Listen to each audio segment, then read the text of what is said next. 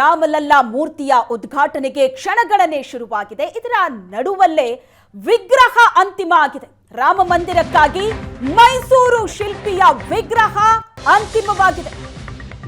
ಕೇಂದ್ರ ಸಚಿವ ಪ್ರಹ್ಲಾದ್ ಜೋಶಿ ಬಗ್ಗೆ ಅಧಿಕೃತ ಘೋಷಣೆ ಮಾಡಿದ್ದಾರೆ.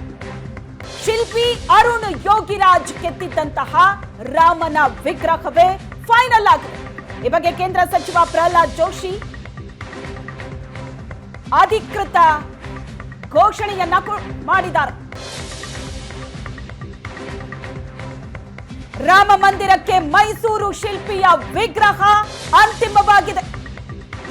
ಕೇಂದ್ರ ಸಚಿವ ಪ್ರಹ್ಲಾದ್ ಜೋಶಿ ಅಧಿಕೃತ ಘೋಷಣೆ ಮಾಡಿದ್ದಾರೆ. ನಿನ್ನೆ ರಾಮ ಮಂದಿರಕ್ಕೆ ಮೈಸೂರು ಶಿಲ್ಪಿಯ ವಿಗ್ರಹವೇ ಅಂತಿಮವಾಗಲಿದೆ ಅನ್ನೋ ಮಾತು ಕೇಳಿ ಬಂದಿತ್ತು. ಆದ್ರೆ ಇವತ್ತು ಹೊರಬೀಳ್ತಾ ಇರುವಂತಹ ಈ ಸುದ್ದಿ ಏನಿದೆ, ಇದು ಅಧಿಕೃತವಾದಂತಹ ಘೋಷಣೆ. ಕೇಂದ್ರ ಸಚಿವ ಪ್ರಹ್ಲಾದ್ ಜೋಶಿ ಇದರ ಬಗ್ಗೆ ಅಧಿಕೃತ ಘೋಷಣೆ ಮಾಡಿದ್ದಾರೆ. ಶಿಲ್ಪಿ ಅರುಣ್ ಯೋಗಿರಾಜ್ ಕೆತ್ತಿದ್ದಂತಹ ರಾಮನ ವಿಗ್ರಹ ಏನಿದೆ ಅದನ್ನೇ ಫೈನಲ್ ಮಾಡಲಾಗಿದೆ. ಅಯೋಧ್ಯೆಯಲ್ಲಿ ರಾಮನ ಪ್ರಾಣ ಪ್ರತಿಷ್ಠಾಪನೆಗೆ ವಿಗ್ರಹ ಆಯ್ಕೆ ಅಂತಿಮಗೊಂಡಿದೆ. ನಮ್ಮ ನಾಡಿನ ಹೆಸರಾಂತ ಶಿಲ್ಪಿ ಯೋಗಿರಾಜ್ ಕೆತ್ತಿರುವಂತಹ ವಿಗ್ರಹವೇ ಫೈನಲ್ ಆಗಿದೆ. ಯೋಗಿರಾಜ್ ಕೆತ್ತಿರೋ ರಾಮನ ವಿಗ್ರಹ ಅಯೋಧ್ಯೆಯಲ್ಲಿ ಪ್ರತಿಷ್ಠಾಪನೆಗೊಳ್ಳಲಿದೆ. ರಾಮ ಮಂದಿರಕ್ಕೆ ಮೈಸೂರು ಶಿಲ್ಪಿ ಕೆತ್ತಿರುವಂತಹ ವಿಗ್ರಹವೇ ಫೈನಲ್ ಆಗತ್ತೆ ಅಂತ ನಿನ್ನೆ ಸುದ್ದಿ ಬಂದಿತ್ತು. ಆದ್ರೆ ಇವತ್ತು ಆ ಕುರಿತಂತೆ ಅಧಿಕೃತ ಘೋಷಣೆ ಹೊರಬಿದ್ದಿದೆ. ಮೂವರು ಶಿಲ್ಪಿಗಳು ಕೆತ್ತಿದ್ದಂತಹ ಮೂರ್ತಿ, ಅದರಲ್ಲಿ ಮೈಸೂರಿನ ಶಿಲ್ಪಿ ಅರುಣ್ ಯೋಗಿರಾಜ್ ಕೆತ್ತಿದ್ದಂತಹ ರಾಮನ ವಿಗ್ರಹವನ್ನ ಫೈನಲ್ ಮಾಡಲಾಗಿದೆ. ರಾಜಸ್ಥಾನದ ಓರ್ವ ಶಿಲ್ಪಿ ಮತ್ತು ಕರ್ನಾಟಕದವರೇ ಆದಂತಹ ಗಣೇಶ್ ಭಟ್ ಅನ್ನುವ ಶಿಲ್ಪಿ, ಅದರ ಜೊತೆಗೆ ಮೈಸೂರಿನ ಅರುಣ್ ಯೋಗಿರಾಜ್, ಮೂವರು ಶಿಲ್ಪಿಗಳು ಮೂರು ಮೂರ್ತಿಗಳನ್ನ ಕೆತ್ತಿದ್ರು. ಅದರಲ್ಲಿ ಯಾವ ಮೂರ್ತಿ ಫೈನಲ್ ಆಗತ್ತೆ ಅನ್ನೋ ಅನುಮಾನ ಇತ್ತು. ಆ ಮೂರರಲ್ಲಿ ಒಂದು ಮೂರ್ತಿಯನ್ನ ಫೈನಲ್ ಮಾಡಲಾಗತ್ತೆ ಅಂತ ಈಗ ಅಧಿಕೃತವಾದಂತಹ ಮಾಹಿತಿ, ಅಧಿಕೃತವಾದಂತಹ ಘೋಷಣೆ ಬಂದಿದೆ. ಮೈಸೂರಿನ ಶಿಲ್ಪಿ ಅರುಣ್ ಯೋಗಿರಾಜ್ ಕೆತ್ತಿದ್ದಂತಹ ರಾಮನ ವಿಗ್ರಹವನ್ನೇ ಫೈನಲ್ ಮಾಡಲಾಗಿದೆ. ಬಹಳ ಖುಷಿಯ ಮತ್ತು ಹೆಮ್ಮೆಯ ವಿಚಾರ ಇದು.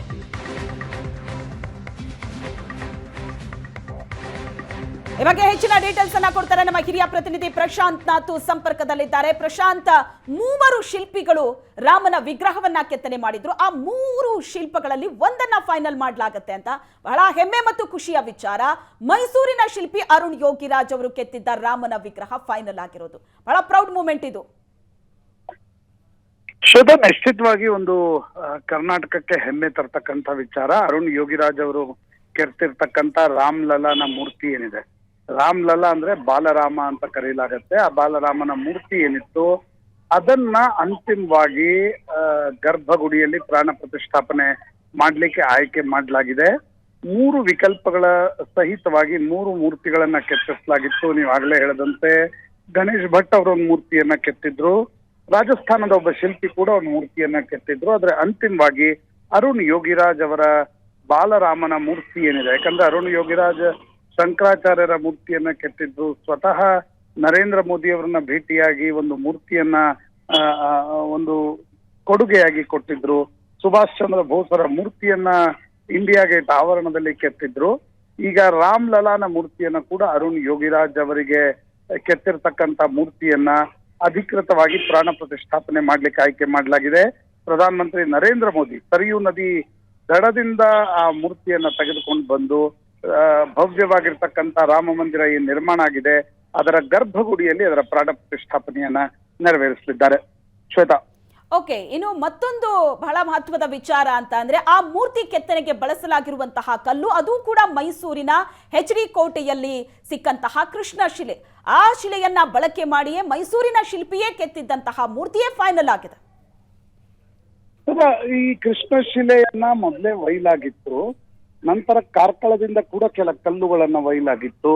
ರಾಜಸ್ಥಾನದ ಕಲ್ಲುಗಳನ್ನ ಅಲ್ಲಿ ಒಂದು ರಾಮ ಮಂದಿರ ನಿರ್ಮಾಣಕ್ಕೆ, ಯಾಕಂದ್ರೆ ಇಡೀ ಒಂದು ಯೋಚನೆ ಇರ್ತಕ್ಕಂಥದ್ದು ಮೂರ್ತಿ ಮತ್ತು ಮಂದಿರ. ಸುಮಾರು 1,000 ವರ್ಷ ಆದ್ರೂ ಬಾಳಿಕೆ ಬರಬೇಕು ಅಂತಕ್ಕಂಥ ಒಂದು ಯೋಜನೆಯ ಅಡಿಯಲ್ಲಿ ಈ ಮೂರ್ತಿಗಳನ್ನ ಕೆತ್ತಲಾಗ್ತಾ ಇತ್ತು. ಈಗ ಅರುಣ್ ಯೋಗಿರಾಜ್ ಅವರು ಕೆತ್ತಿರ್ತಕ್ಕಂಥ ಏನೊಂದು ಮೂರ್ತಿ ಇದೆ, ಅದರ ಕಲ್ಲು ಕೂಡ ಮೈಸೂರಿನ ಹತ್ತಿರದ HD ಕೋಟೆಯಿಂದ ತರಲಾಗಿತ್ತು.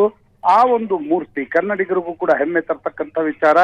ಇಡೀ ವಿಶ್ವದ ಹಿಂದೂಗಳು ಎದುರು ನೋಡ್ತಾ ಇರ್ತಕ್ಕಂಥ ಒಂದು ಭವ್ಯ ರಾಮ ಮಂದಿರ ಏನಿದೆ, ಅಲ್ಲಿ ಕನ್ನಡಿಗರೊಬ್ಬನ ಕೆತ್ತಿರ್ತಕ್ಕಂಥ ಮೂರ್ತಿ ಮತ್ತು ಕರ್ನಾಟಕದ ವೈದಿರ್ತಕ್ಕಂಥ ಶಿಲೆಯಲ್ಲಿ ಬಾಲರಾಮನ ಮೂರ್ತಿಯನ್ನ ಪ್ರತಿಷ್ಠಾಪನೆ ಮಾಡತಕ್ಕಂಥದ್ದು ಅತ್ಯಂತ ಹೆಮ್ಮೆ ತರುವ ವಿಚಾರ.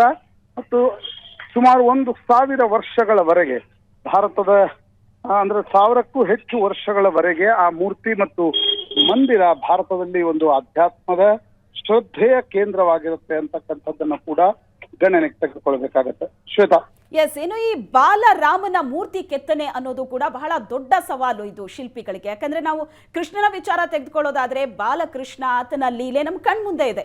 ಆದ್ರೆ ಬಾಲರಾಮ ಅನ್ನೋದು ಬಹಳ ಅಪರೂಪ. ಅಂಥದ್ರಲ್ಲಿ ಒಂದು ಬಾಲರಾಮನ ಕಲ್ಲಿನ ಮೂರ್ತಿಯನ್ನ ಕೆತ್ತನೆ ಮಾಡಬೇಕು ಅಂತ ಅಂದ್ರೆ ಆ ಕಣ್ಣಲ್ಲಿ ಆ ಒಂದು ಮುಗ್ಧತೆ ಬೇಕು, ಅದರ ಜೊತೆಗೆ ಆ ಒಂದು ಗಾಂಭೀರ್ಯತೆ ಕೂಡ ಬೇಕು. ಬಹಳ ದೊಡ್ಡ ಸವಾಲಾಗಿರುತ್ತೆ ಇದು.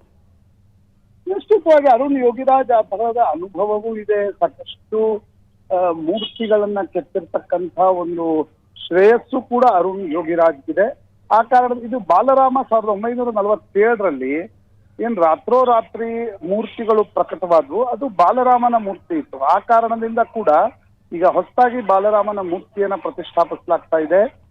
ಸುಮಾರು 75 ವರ್ಷಗಳವರೆಗೆ ಏನ್ ಮೂರ್ತಿಗಳು ಅಲ್ಲಿ ಕಾಣ್ತಾ ಇದ್ವು, ಆ ಮೂರ್ತಿಗಳಿಗೆ ಮಂದಿರ ಇರಲಿಲ್ಲ. ಹೀಗಾಗಿ ಅವುಗಳನ್ನ ಒಂದು ಸಣ್ಣ ಟೆಂಟ್ ನಲ್ಲಿಟ್ಟು ಆ ಮೂರ್ತಿಯನ್ನ ಪ್ರತಿಷ್ಠಾಪನೆ ಮಾಡಲಾಗಿತ್ತು. ನಂತರ ಬಾಬ್ರಿ ಮಸೀದಿ ಧ್ವಂಸಗೊಂಡ ನಂತರ ಕೂಡ ಒಂದು CRPF ಸೆಕ್ಯೂರಿಟಿ ಅಡಿಯಲ್ಲಿ ಆ ಮೂರ್ತಿಗಳು ಇರ್ತಾ ಇದ್ವು.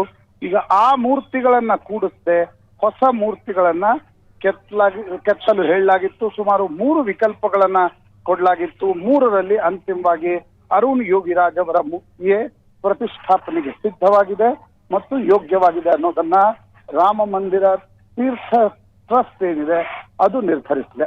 ಶ್ವೇತಾ, ಓಕೆ, 500 ವರ್ಷಗಳ ಸತತ ಹೋರಾಟ ಎಲ್ಲ ನಂತರ ಈಗ ರಾಮನ ಒಂದು ಮಂದಿರ ನಿರ್ಮಾಣವಾಗ್ತಾ ಇದೆ. ಬೇರೆ ಬೇರೆ ದೇಶ ರಾಜ್ಯಗಳಿಂದ ತನ್ನದೇ ಆದಂತಹ ಕಾಂಟ್ರಿಬ್ಯೂಷನ್ ಇದೆ. ಅದರ ನಡುವೆ ಕರ್ನಾಟಕದ ಒಂದು ಕಾಂಟ್ರಿಬ್ಯೂಷನ್ ಏನಿದೆ ಇದು ಇತಿಹಾಸದ ಪುಟದಲ್ಲಿ ಹಾಗೆ ಉಳಿಯುತ್ತೆ. ಥ್ಯಾಂಕ್ ಯು ಪ್ರಶಾಂತ್ ನಾಥ್ ನಿಮ್ಮೆಲ್ಲ ಡೀಟೇಲ್ಸ್ಗೆ.